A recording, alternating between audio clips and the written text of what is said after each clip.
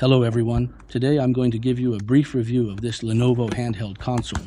I've had this console in my possession for almost a month now. I actually bought it from Xianyu last month.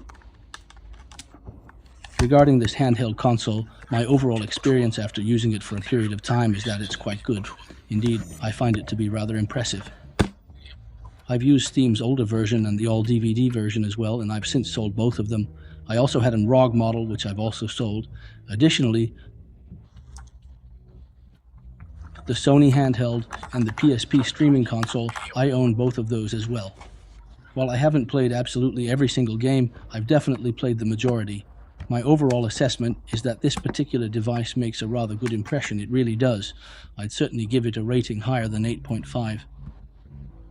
It's an 8.5. Of course, it does have its drawbacks, which we'll discuss gradually. First, let's take a look at the exterior. The one I have here is pretty good. This is like a replica of the controller, but these gaming versions typically aren't painted. Mine, however, is the full and complete version. Let's take a closer look at the rear part of the device.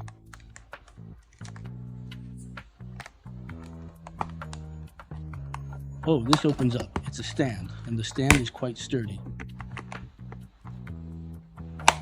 Mine is the J2 model, not the J21, but rather the J2 32 plus 1 terabyte edition. Indeed, it's the 1 terabyte version. Take a look at its exterior. The controller's grips are detachable. Yes, they are detachable.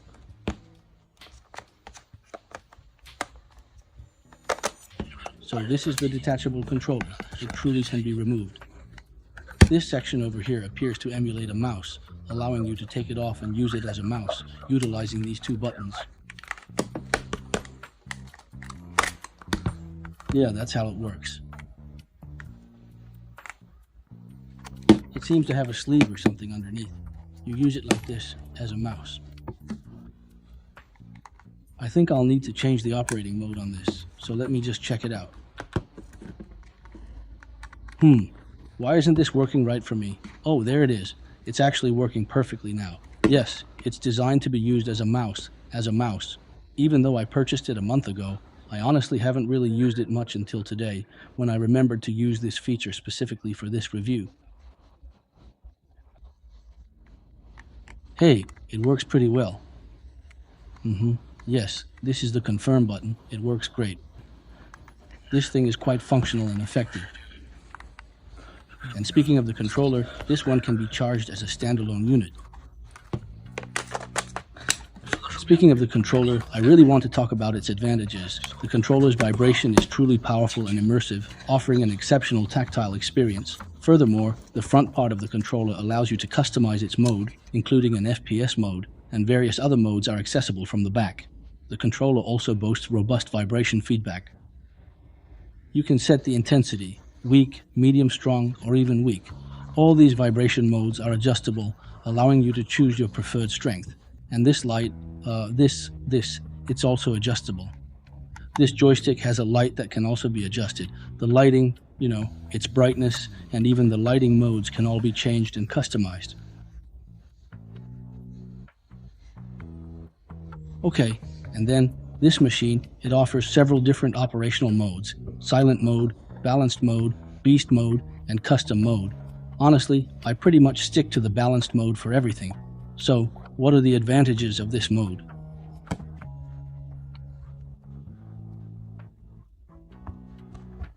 You basically can't hear the fan. The fan is almost silent. When you're just normally playing games, the temperature doesn't get too high, around 120 to 140 degrees Fahrenheit. If you're running demanding games, the fan might spin up more or the temperature might get a bit higher, but for most games it stays in the 120s, which isn't too hot. And the sound, it's really tremolo quiet. I hardly notice it. Of course, if you use beast mode, it's quite a bit louder, a very noticeable whirring sound. I can give it a try. Right now it's in balanced mode, so you can barely hear anything, but you'll definitely hear it in beast mode.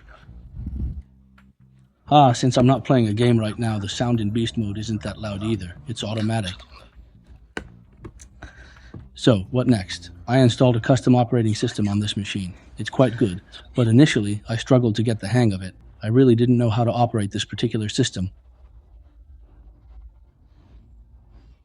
This system has a really cool feature. I think, not to mention anything else about this system, is the acceleration. This acceleration, hey, look at this. This is a bit off topic, but let's talk about the system first. This acceleration, I also have that acceleration software, the one I bought.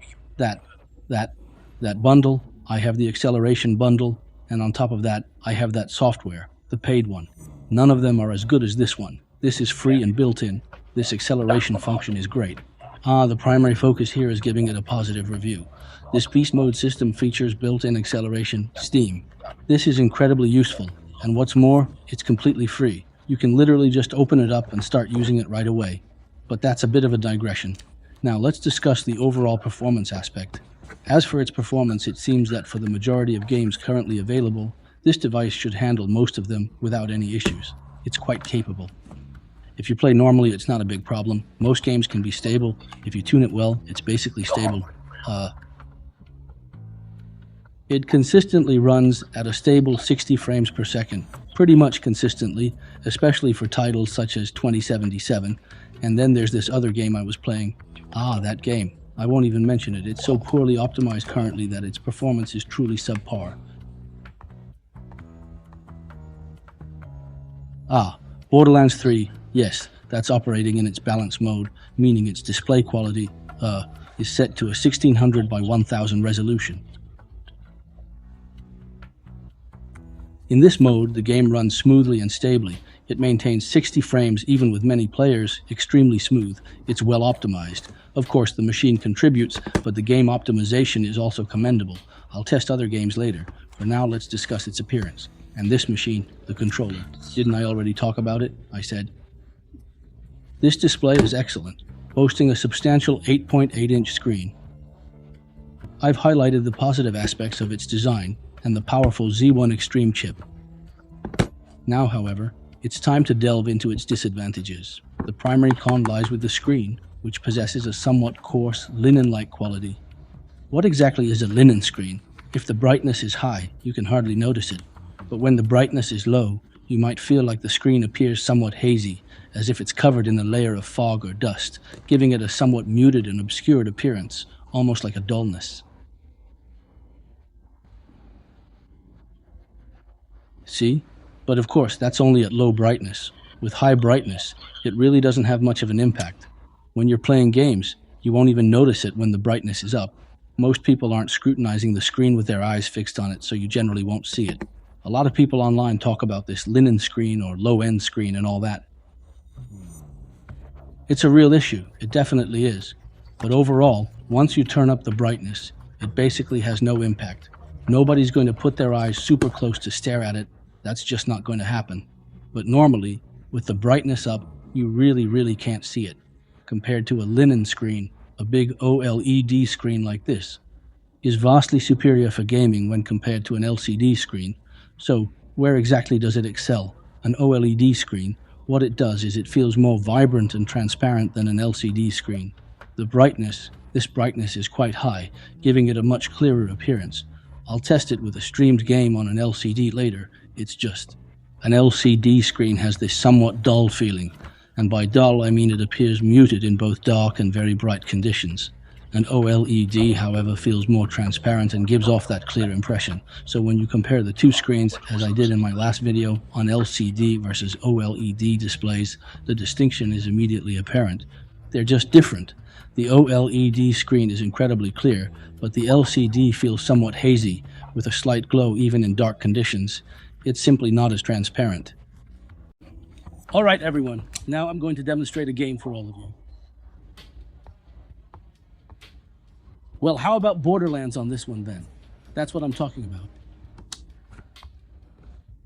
I really enjoy playing this game on this device, and the haptic feedback, I must say, is what truly sets it apart. Specifically, the vibration function is second to none. Most wired controllers just don't perform well, but the base one provides decent vibration, yet it still isn't quite as good. Which is the best vibrating controller for a handheld console? It is this one. Yes, this is it.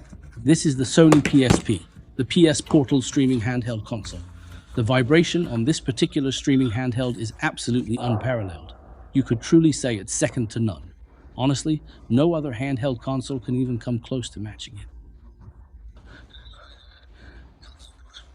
Second to none. Hey, this vibration, besides this one, your ROG handheld Steam Deck. The Steam Deck I find quite amusing. It actually has vibration. It used to vibrate when I played games, but I ended up turning it off. This is because it's vibration. How can I describe it? It's a jarring vibration, and that kind of sensation is just unpleasant, so I simply deactivated it. I just disabled it. While playing games, I simply turned it off. Now, regarding the vibration of this handheld console, I've mentioned it several times before, and the controller's vibration is truly commendable. It's especially enjoyable when playing games that involve shooting.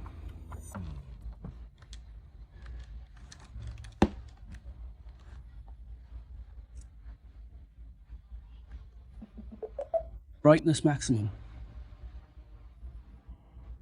For something that costs over $1,000, one truly feels the picture quality is exceptional, especially for its price.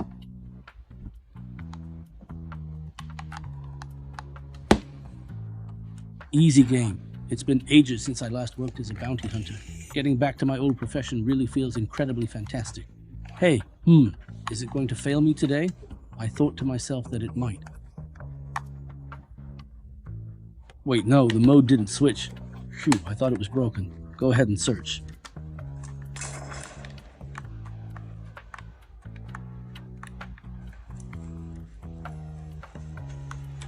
I'm not playing as a hunter in this game, but the overall tactile feel of the device is incredibly accurate and responsive when you're recovering quickly after firing a shot.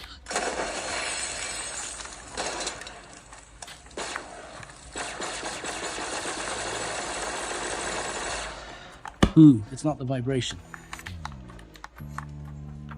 It can almost always maintain a steady 60 frames per second. And as for the picture quality, well, the picture quality is right here.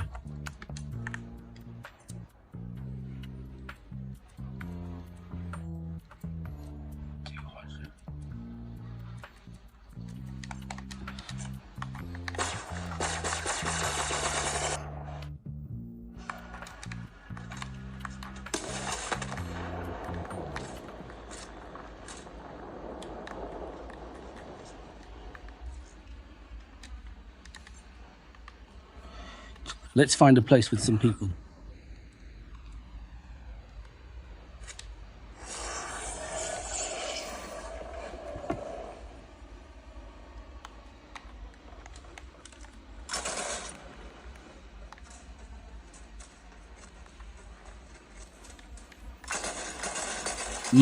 The tactile design of this one feels incredibly good.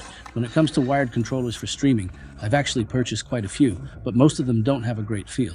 It's not that they're entirely bad, some even have decent vibration modes, but the primary issue is their lack of accuracy. The vibration, specifically, isn't precise.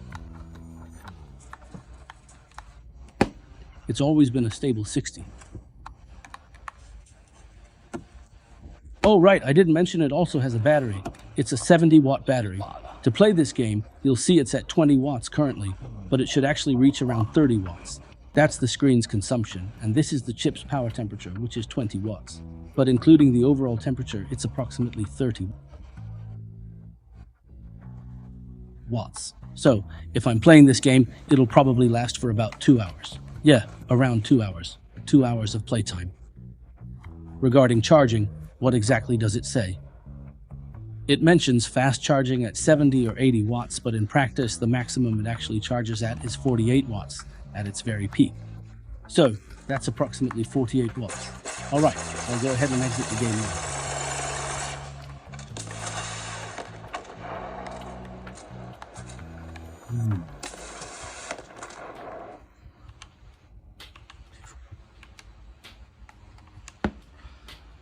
I've exited the game application.